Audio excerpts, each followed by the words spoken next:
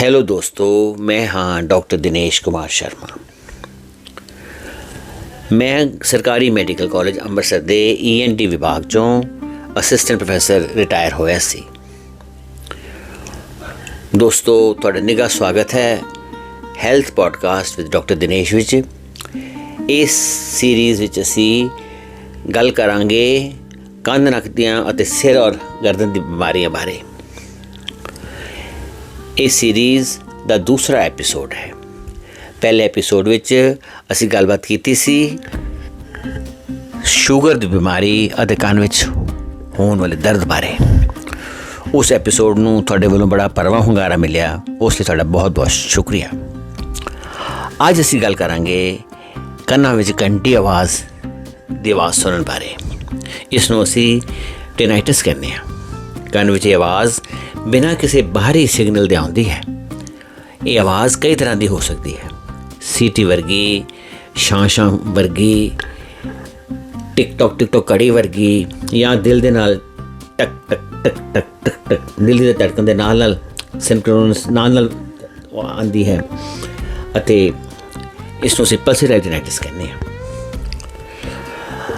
ਆਮ ਤੌਰ 'ਤੇ ਇਹ ਜਿਹੜੀ ਆਵਾਜ਼ ਮਰੀਜ਼ ਸੁਣਦਾ ਹੈ ਇਹ ਦੂਸਰੇ ਨੂੰ ਨਹੀਂ ਸੁਣਦੀ, ਪਰ ਟਿਨਾਈਟਸ ਦੇ ਕੁੱਲ 5% ਕੇਸਾਂ ਦੇ ਵਿੱਚ ਕੁਝ ਐਸੀਆਂ ਬਿਮਾਰੀਆਂ ਵਿੱਚ ਐਗਜ਼ਾਮੀਨੇਸ਼ਨ ਕਰਨ ਵਾਲੇ ਡਾਕਟਰ ਨੂੰ ਵੀ ਆਵਾਜ਼ ਸੁਣ ਜਾਂਦੀ ਹੈ। ਟਿਨਾਈਟਸ ਬਜ਼ਾਤੇ ਖੁਦ ਕੋਈ ਬਿਮਾਰੀ ਨਹੀਂ ਹੈ, ਸਗੋਂ ਸਾਡੇ ਸਰੀਰ ਵਿੱਚ ਖਾਸ ਕਰਕੇ ਕੰਨ ਨੱਕ ਗਲੇ ਵਿੱਚ ਬਿਮਾਰੀ ਦਾ ਲੱਛਣ ਹੈ।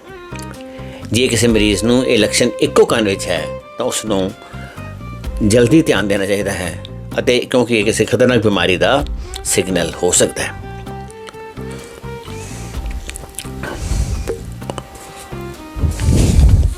ਹੁਣ ਅਸੀਂ ਗੱਲ ਕਰਾਂਗੇ ਕੰਨ ਦੇ ਫੰਕਸ਼ਨਸ ਬਾਰੇ ਔਰ ਕੰਨ ਦੀ ਬਣਤਰ ਬਾਰੇ, ਔਰ ਉਹਦਾ ਟਿਨਾਈਟਸ ਨਾਲ ਕੀ ਸੰਬੰਧ ਹੈ। ਕੰਨ ਦੇ 3 ਹਿੱਸੇ ਹੁੰਦੇ ਨੇ: ਬਾਹਰਲਾ, ਵਿਚਕਾਰਲਾ ਅਤੇ ਅੰਦਰਲਾ। ਕੰਨ ਦਾ ਕੰਮ ਹੈ ਸਾਊਂਡ ਵੇਵਸ ਨੂੰ ਕੈਚ ਕਰਨਾ ਔਰ ਉਹਨਾਂ ਨੂੰ ਕੰਨ ਦੀ ਨਾਲੀ ਦੇ ਵਿੱਚ, ਜਿਹੜੀ ਕੰਨ ਦੇ ਪਿੰਨਾਂ ਦੇ ਨਾਲ ਜਿਹੜੀ ਜੁੜੀ ਹੁੰਦੀ ਹੈ, ਔਰ ਜਿਹਦੇ ਦੂਸਰੇ ਕਿਨਾਰੇ 'ਤੇ ਕੰਨ ਦਾ ਪਰਦਾ ਲੱਗਾ ਹੁੰਦਾ ਹੈ, ਉਸ ਵੱਲ ਹਵਾ ਨੂੰ ਤੱਕਣਾ। ਉਹ ਆਵਾਜ਼ ਜਿਹੜੀ ਹੈ ਉਹ ਅੱਗੇ ਜਾ ਕੇ ਕੰਨ ਦੇ ਪਰਦੇ ਨੂੰ ਵਾਈਬਰੇਟ ਕਰਦੀ ਹੈ, ਔਰ ਕੰਨ ਦਾ ਪਰਦਾ ਵਾਈਬਰੇਟ ਹੁੰਦਾ ਹੈ ਅਤੇ ਕੰਨ ਦੇ ਅੰਦਰ 3 ਬੜੀਆਂ ਛੋਟੀਆਂ ਬੋਨਸ ਹੁੰਦੀਆਂ ਨੇ, ਮੇਲੀਅਸ, ਇੰਕਸ ਅਤੇ ਸਟੇਪੀਸ, ਜਿਹੜੀਆਂ ਲੀਵਰ ਵਾਂਗੂ ਕੰਮ ਕਰਦੀਆਂ ਨੇ ਅਤੇ ਸਾਊਂਡ ਨੂੰ ਉੱਚਾ ਕਰਕੇ, ਵੋਲਿਊਮ ਵਧਾ ਕੇ ਉਹਨੂੰ ਇਨਰ ਈਅਰ ਵਿੱਚ ਭੇਜਦੀਆਂ। ਅੰਦਰਲਾ ਕੰਨ ਜਿਹੜਾ ਹੈ ਉਹ ਇਸ ਸਾਊਂਡ ਦੇ ਇਲੈਕਟ੍ਰੀਕਲ ਸਿਗਨਲ ਨੂੰ, ਇਹ ਮਕੈਨੀਕਲ ਸਿਗਨਲ ਨੂੰ ਇਲੈਕਟ੍ਰੀਕਲ ਸਿਗਨਲ ਵਿੱਚ ਕਨਵਰਟ ਕਰਦਾ ਹੈ, ਅਤੇ ਫਿਰ ਉਹ ਇਲੈਕਟ੍ਰਿਕ ਜਿਹੜੀ ਸਿਗਨਲ ਰਾਹੀਂ ਜਿਹੜੀ ਆਵਾਜ਼ ਹੈ ਉਹ ਇਨਰ ਈਅਰ ਤੱਕ ਪਹੁੰਚਦੀ ਹੈ। ਇਨਰ ਈਅਰ ਦੇ ਵਿੱਚ ਕੋਕਲੀਆ, ਜਿਹੜਾ ਸੁਣਨ ਦੀ ਮਸ਼ੀਨ ਹੈ, ਉਹਦੇ ਅੰਦਰ ਹੇਅਰ ਸੈਲਸ ਹੁੰਦੇ, ਜਿਹੜੇ ਬੜੇ ਮਾਈਨਿਊਟ, ਬਹੁਤ ਬਰੀਕ ਮਾਈਕਰੋਸਕੋਪਿਕ ਸਟਰਕਚਰ ਹੁੰਦੇ ਨੇ, ਜਿਹੜੇ ਮਕੈਨੀਕਲ ਸਿਗਨਲ ਨੂੰ ਇਲੈਕਟ੍ਰੀਕਲ ਸਿਗਨਲ 'ਚ ਕਨਵਰਟ ਕਰਕੇ ਉਹਨਾਂ ਨੂੰ ਬ੍ਰੇਨ ਵੱਲ ਭੇਜਦੇ ਨੇ ਜਾਂ ਸਿਗਨਲ ਬ੍ਰੇਨ ਤੋਂ ਰਿਸੀਵ ਕਰਦੇ ਨੇ।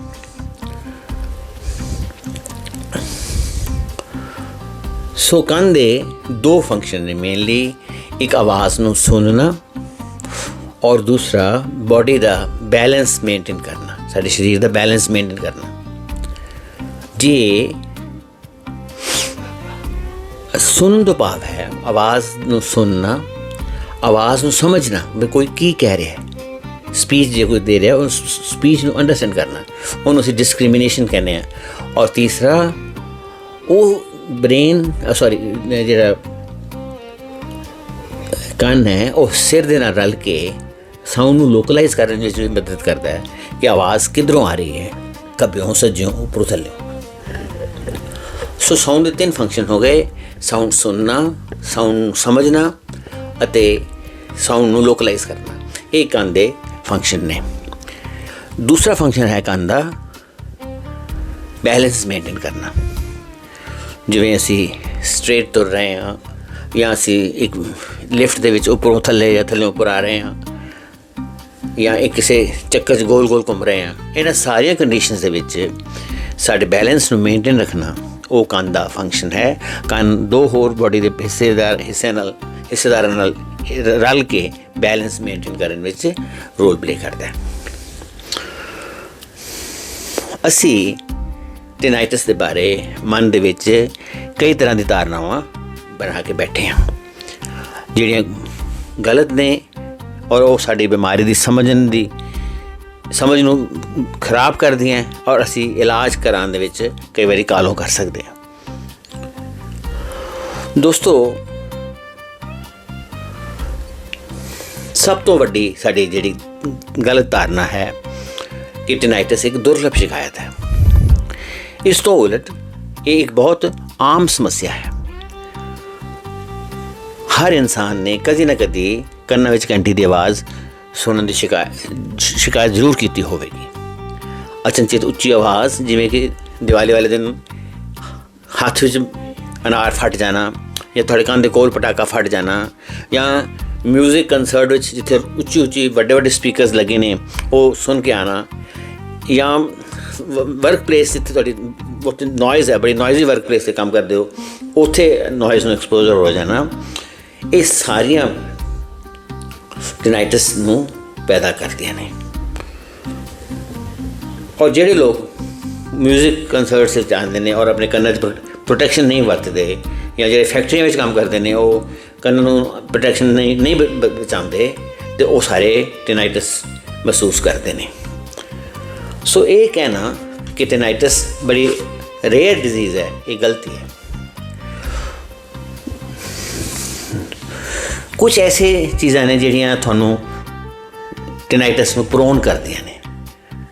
ਵੀ ਤੁਹਾਡੇ ਜਿਸ ਵਿਅਕਤੀ ਦੇ ਸਿਰ 'ਤੇ ਸੱਟ ਲੱਗੀ ਹੋਵੇ ਜਾਂ ਜਿਹੜਾ ਬੰਦਾ ਐਂਗਸ਼ੀਅਸ ਰਹਿੰਦਾ ਹੋਵੇ, ਜਿਹਨੂੰ ਡਿਪਰੈਸ਼ਨ ਹੋਵੇ ਜਾਂ ਜਿਸ ਦਾ ਬਲੱਡ ਪ੍ਰੈਸ਼ਰ ਜ਼ਿਆਦਾ ਹੋਵੇ ਜਾਂ ਸਿਗਰਟ ਨੋਸ਼ੀ ਕਰਦਾ ਹੋਵੇ ਜਾਂ ਕੁਝ ਖਾਸ ਦਵਾਈਆਂ ਦੀ ਵਰਤੋਂ ਇਨਸਾਨ ਕਰਦਾ ਹੋਵੇ, ਉਹ ਟਿਨਾਈਟਸ ਦਾ ਪ੍ਰੋਨ ਹੁੰਦਾ ਔਰ ਉਹਨੂੰ ਟਿਨਾਈਟਸ ਹੋ ਸਕਦੀ ਹੈ।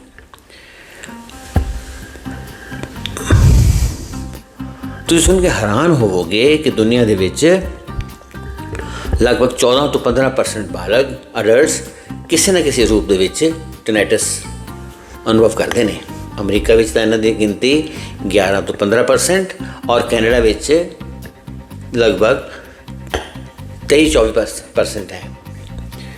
ਯੂਕੇ ਦੇ ਵਿੱਚ ਹਰ 7 ਚੋਂ ਇੱਕ ਬੰਦੇ ਨੂੰ ਟਿਨਾਈਟਸ ਦੀ ਤਕਲੀਫ ਹੈ ਔਰ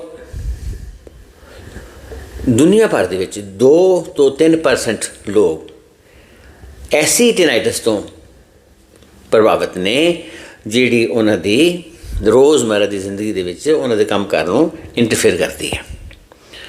ਸੋ ਇਸ ਕਰਕੇ ਇਹ ਸਮਝਣਾ ਕਿ ਟਿਨਾਈਟਸ ਬੜੀ ਰੇਅਰ ਡਿਜ਼ੀਜ਼ ਹੈ, ਇਹ ਗਲਤ ਹੈ। ਦੋਸਤੋ, ਜਿਹੜਾ ਅਸੀਂ ਦੂਸਰਾ ਭਰਮ ਪਾਲਿਆ ਹੈ ਟਿਨਾਈਟਸ ਬਾਰੇ, ਇਹ ਅਸੀਂ ਸਮਝਦੇ ਹਾਂ ਕਿ ਟਿਨਾਈਟਸ ਸਿਰਫ ਬਜ਼ੁਰਗਾਂ ਵਿੱਚ ਹੁੰਦਾ ਹੈ, ਨੌਜਵਾਨਾਂ ਦੇ ਬੱਚਿਆਂ ਵਿੱਚ ਨਹੀਂ ਹੁੰਦਾ। ਇਹ ਗੱਲ ਬਿਲਕੁਲ ਗਲਤ ਹੈ। ਅੱਜ ਕੱਲ੍ਹ ਸਾਡੇ ਕੋਲ ਹਰ ਉਮਰ ਦੇ ਮਰੀਜ਼ ਟਿਨਾਈਟਸ ਦੀ ਕੰਪਲੇਂਟ ਨਾਲ ਆ ਰਹੇ ਹਨ। ਜਿਹੜਾ ਬਜ਼ੁਰਗਾਂ ਦੇ ਵਿੱਚ ਟਿਨਾਈਟਸ ਹੁੰਦਾ ਹੈ ਉਹ ਆਮ ਤੌਰ 'ਤੇ ਏਜ ਰਿਲੇਟਿਡ ਹੀਅਰਿੰਗ ਲਾਸ ਕਰਕੇ ਹੁੰਦਾ ਹੈ। ਜਿਵੇਂ ਬੰਦੇ ਦੀ ਏਜ ਵੱਧਦੀ ਹੈ, 55-60 ਦੀ ਉਮਰ ਤੋਂ ਬਾਅਦ ਹੀਅਰਿੰਗ ਲਾਸ ਸ਼ੁਰੂ ਹੋ ਜਾਂਦਾ ਹੈ, ਸੁਣਨਾ ਘੱਟ, ਬੋਲਾਪਨ ਸ਼ੁਰੂ ਹੋ ਜਾਂਦਾ ਹੈ ਅਤੇ ਆਵਾਜ਼ ਆਉਣੀ ਕੰਨਾਂ ਦੇ ਵਿੱਚ ਟਿਨਾਈਟਸ ਦੀ ਉਹ ਸ਼ੁਰੂ ਹੋ ਜਾਂਦੀ ਹੈ। ਸੋ ਇਹ ਏਜ ਰਿਲੇਟਿਡ ਹੀਅਰਿੰਗ ਲਾਸ ਹੈ। ਦੂਸਰਾ, ਜਦੋਂ ਦੇ ਹੈੱਡਫੋਨ ਔਰ ਈਅਰਫੋਨਸ ਔਰ ਏਅਰਪੋਡਸ ਆਏ ਨੇ, ਉਦੋਂ ਤੋਂ ਬੱਚਿਆਂ ਦੇ ਵਿੱਚ, ਕਿਸ਼ੋਰਾਂ ਦੇ ਵਿੱਚ ਔਰ ਨੌਜਵਾਨਾਂ ਦੇ ਵਿੱਚ ਟਿਨਾਈਟਸ ਦੀ ਸ਼ਿਕਾਇਤ ਹੋਣੀ ਸ਼ੁਰੂ ਹੋ ਗਈ ਹੈ। ਸਾਡੇ ਕੋਲ ਹੁਣ ਬੱਚੇ ਵੀ ਜਿਨ੍ਹਾਂ ਨੇ ਬਹੁਤ ਜ਼ਿਆਦਾ ਹੈੱਡਫੋਨ ਲਗਾ ਕੇ ਮਿਊਜ਼ਿਕ ਸੁਣਦੇ ਨੇ ਘਰ 'ਚ ਜਾਂ ਬਹੁਤ ਉੱਚੀ ਔਰ ਜਾਂ ਬਹੁਤ ਜ਼ਿਆਦਾ ਲਗਾਤਾਰ ਲੰਬੀ ਦੇਰ ਤੱਕ ਸੁਣਦੇ ਨੇ, ਉਹਨਾਂ ਦੇ ਵਿੱਚ ਟਿਨਾਈਟਸ ਦਾ ਸਿੰਪਟਮ ਕਾਮਨ ਹੋ ਜਾਂਦਾ ਹੈ। ਔਰ ਇਹ ਗੱਲ ਦੁਨੀਆ ਵਿੱਚ ਦੇਖੀ ਗਈ ਕਿ ਜਦੋਂ MP3 ਪਲੇਅਰ ਨਵੇਂ ਮਾਰਕੀਟ 'ਚ ਆਏ ਤੇ ਬੱਚਿਆਂ ਦੇ ਵਿੱਚ, ਕਿਸ਼ੋਰਾਂ ਦੇ ਵਿੱਚ ਜਾਂ ਨੌਜਵਾਨਾਂ ਦੇ ਵਿੱਚ ਕਿਉਂਕਿ ਉਹ ਹੈੱਡਫੋਨ ਲਗਾ ਕੇ ਕੰਨਾਂ ਦੇ ਵਿੱਚ ਉੱਚੀ ਮਿਊਜ਼ਿਕ ਸੁਣਦੇ ਸਨ, ਉਹਨਾਂ ਦੇ ਵਿੱਚ ਟਿਨਾਈਟਸ ਔਰ ਹੀਅਰਿੰਗ ਲੋਸ ਹੋਣਾ ਸ਼ੁਰੂ ਹੋ ਗਿਆ। ਜਦੋਂ ਇਸ ਮਾਮਲੇ ਦੀ ਜਾਂਚ ਕੀਤੀ ਗਈ ਤੇ ਪਤਾ ਲੱਗਿਆ ਕਿ ਇਸ ਦੀ ਜ਼ਿੰਮੇਵਾਰੀ ਉਹ MP3 ਪਲੇਅਰਸ ਵਿੱਚ ਹੈ। ਜਿਹੜੀਆਂ ਬ੍ਰਾਂਡਡ ਕੰਪਨੀਜ਼ ਨੇ ਆਪਣੇ MP3 ਪਲੇਅਰਸ ਦੇ ਵਿੱਚ ਮੋਡੀਫਿਕੇਸ਼ਨ ਕੀਤੀ ਔਰ ਉਹਨਾਂ ਨੇ ਇੱਕ ਲਿਮਿਟ ਲਗਾਤੀ ਕਿ ਉਸ ਤੋਂ ਉੱਚੀ ਆਵਾਜ਼ ਹੋ ਹੀ ਨਹੀਂ ਕਰ ਸਕਦੀ। ਲੇਕਿਨ ਫਿਰ ਵੀ ਜਿਹੜੇ ਅਨਬ੍ਰਾਂਡਡ MP3 ਪਲੇਅਰ ਮੈਨੂਫੈਕਚਰਰਸ ਹੈ, ਉਹਨਾਂ ਨੇ ਕੀਤਾ ਕਿ ਨਹੀਂ ਕੀਤਾ, ਇਸ ਬਾਰੇ ਕੌਣ ਜਾਣਦਾ। ਇਸ ਕਰਕੇ ਜਿਹੜੇ ਬੱਚੇ ਹੈੱਡਫੋਨ, ਈਅਰਫੋਨਸ ਜਾਂ ਏਅਰਪੋਡ ਯੂਜ਼ ਕਰਦੇ ਨੇ, ਉਹਨਾਂ ਨੂੰ ਟਿਨਾਈਟਸ ਹੋਣ ਦਾ ਖਤਰਾ ਔਰ ਬਾਅਦ ਵਿੱਚ ਹੀਅਰਿੰਗ ਲੋਸ ਹੋਣ ਦਾ ਖਤਰਾ ਹੈ। 70 dBA ਤੋਂ ਵੱਧ ਸਾਊਂਡ ਉੱਚੀ ਨਹੀਂ ਕਰਨੀ ਜਾਣੀ ਚਾਹੀਦੀ ਔਰ 2 ਘੰਟੇ ਤੋਂ ਲਗਾਤਾਰ, ਵੈਸੇ ਤਾਂ 60 ਮਿੰਟ ਹੈ ਲਿਮਿਟ, 60 ਮਿੰਟ ਤੋਂ ਜ਼ਿਆਦਾ ਕੰਟੀਨਿਊਸਲੀ ਬੱਚਿਆਂ ਨੂੰ ਹੈੱਡਫੋਨ ਨਹੀਂ ਸੁਣਨਾ ਚਾਹੀਦਾ, ਨਹੀਂ ਤਾਂ ਉਹਨਾਂ ਦੀ ਹੀਅਰਿੰਗ ਪਰਮਾਨੈਂਟ ਡੈਮੇਜ ਹੋ ਸਕਦੀ ਹੈ। ਇਸ ਤੋਂ ਬਾਅਦ ਨਾਲ ਜਿਹੜੇ ਬੱਚਿਆਂ ਨੂੰ ਟੌਨਸਿਲਸ ਔਰ ਐਡੀਨੋਇਡ ਦੀ ਪ੍ਰੋਬਲਮ ਹੈ, ਜਿਹੜਿਆਂ ਨੂੰ ਗਲਾ ਖਰਾਬ ਹੁੰਦਾ ਬਹੁਤ ਜ਼ਿਆਦਾ ਔਰ ਜਾਂ ਨੱਕ 'ਚ ਸਾਹ ਲੈਣ ਦੀ ਮੁਸ਼ਕਿਲ ਹੁੰਦੀ ਹੈ, ਉਹਨਾਂ ਦੇ ਵਿੱਚ ਵੀ ਟਿਨਾਈਟਸ ਹੋ ਸਕਦੀ ਹੈ, ਕਿਉਂਕਿ ਕੰਨ ਦੇ ਪਰਦੇ ਦੇ ਪਿੱਛੇ ਪਾਣੀ ਇਕੱਠਾ ਹੋ ਕੇ ਇਹ ਆਵਾਜ਼ ਆ ਸਕਦੀ ਹੈ। ਔਰ ਕਈ ਕੇਸਿਸ ਦੇ ਵਿੱਚ ਇਹ ਜਿਹੜੀ ਟਿਨਾਈਟਸ ਹੈ ਇਹ ਇੱਕ ਤਰਫਾ ਹੁੰਦੀ ਹੈ। ਸੋ ਜੇ ਕਿਸੇ 40-45 ਸਾਲ ਦੇ ਆਦਮੀ ਦੇ ਕੰਨ ਦੇ ਵਿੱਚ ਇੱਕ ਸਾਈਡਡ ਟਿਨਾਈਟਸ ਹੈ, ਉਹਦੇ ਕੰਨ ਦੇ ਵਿੱਚ ਜੇ ਪਰਦੇ ਦੇ ਪਿੱਛੇ ਪਾਣੀ ਇਕੱਠਾ ਹੋਇਆ ਹੈ, ਤਾਂ ਉਸ ਦਾ ਤੁਰੰਤ ਇਲਾਜ ENT ਸਰਜਨ ਕੋਲ ਜਾ ਕੇ ਕਰਾਉਣਾ ਚਾਹੀਦਾ ਹੈ, ਕਿਉਂਕਿ ਇਹ ਕਿਸੇ ਖਤਰਨਾਕ ਬਿਮਾਰੀ ਦਾ ਨਿਸ਼ਾਨੀ ਹੋ ਸਕਦੀ ਹੈ। ਸੋ ਇਹ ਗੱਲ ਸਮਝਣਾ ਕਿ ਟਿਨਾਈਟਸ ਸਿਰਫ ਬੱਚਿਆਂ 'ਚ, ਸਿਰਫ ਬਜ਼ੁਰਗਾਂ 'ਚ ਹੁੰਦੀ ਹੈ, ਬੱਚਿਆਂ 'ਚ ਤੇ ਨੌਜਵਾਨਾਂ ਵਿੱਚ ਨਹੀਂ। ਇਹ ਗਲਤ ਧਾਰਨਾ ਹੈ। ਸਾਡੇ ਜੀਵਨ ਸਟਾਈਲ ਦੇ ਵਿੱਚ, ਲਾਈਫ ਸਟਾਈਲ ਦੇ ਜਿਹੜੇ ਚੇਂਜਸ ਆਏ ਨੇ, ਉਹਦੇ ਕਰਕੇ ਇਹ ਸਾਰੇ ਬੱਚੇ, ਨੌਜਵਾਨ ਔਰ ਜਿਹੜੇ ਨੌਕਰੀ ਕਰਨ ਵਾਸਤੇ ਹੈੱਡਫੋਨ ਲਗਾਉਂਦੇ ਨੇ, ਉਹ ਸਾਰੇ ਟਿਨਾਈਟਸ ਔਰ ਹੀਅਰਿੰਗ ਲੋਸ ਨੂੰ ਪ੍ਰੋਨ ਨੇ।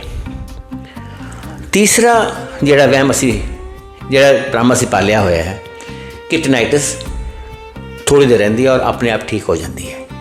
ਇਹ ਗੱਲ ਸਮਝ ਲੈਣੀ ਜ਼ਰੂਰੀ ਹੈ ਕਿ ਬਹੁਤ ਸਾਰੇ ਕੇਸਿਸ ਵਿੱਚ ਟਿਨਾਈਟਸ ਪਰਮਾਨੈਂਟ ਹੁੰਦੀ ਹੈ, ਲੇਕਿਨ ਬਹੁਤ ਥੋੜ੍ਹੇ ਮਾਮਲਿਆਂ ਦੇ ਵਿੱਚ ਟੈਂਪਰੇਰੀ ਟਿਨਾਈਟਸ ਹੋ ਸਕਦੀ ਹੈ।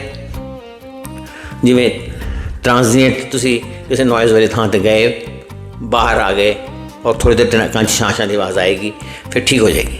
ਲੇਕਿਨ ਜੇ ਤੁਸੀਂ ਬਾਰ-ਬਾਰ ਜਾਓਗੇ ਔਰ ਉੱਥੇ ਘੰਟਿਆਂ ਦੇ ਵਿੱਚ ਟਾਈਮ ਬਿਤਾਓਗੇ ਔਰ ਕੰਨ ਦੇ ਵਿੱਚ ਪ੍ਰੋਟੈਕਸ਼ਨ ਨਹੀਂ ਵਰਤੋਗੇ, ਤਾਂ ਫਿਰ ਤੁਹਾਨੂੰ ਇਹ ਟਿਨਾਈਟਸ ਜਿਹੜੀ ਹੈ ਉਹ ਪਰਮਾਨੈਂਟ ਹੋ ਜਾਏਗੀ।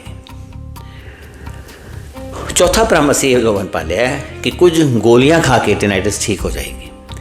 ਇਹ ਤਾਂ ਸਭ ਤੋਂ ਖਤਰਨਾਕ ਗੱਲ ਹੈ, ਕਿਉਂਕਿ ਆਮ ਤੌਰ 'ਤੇ ਟਿਨਾਈਟਸ ਦਾ ਨਿਦਾਨ ਕੀਤੇ ਬਗੈਰ ਕੋਈ ਦਵਾਈ ਸ਼ੁਰੂ ਕਰਨਾ ਉਹ ਬੜੀ ਖਤਰਨਾਕ ਗੱਲ ਹੋ ਸਕਦੀ ਹੈ।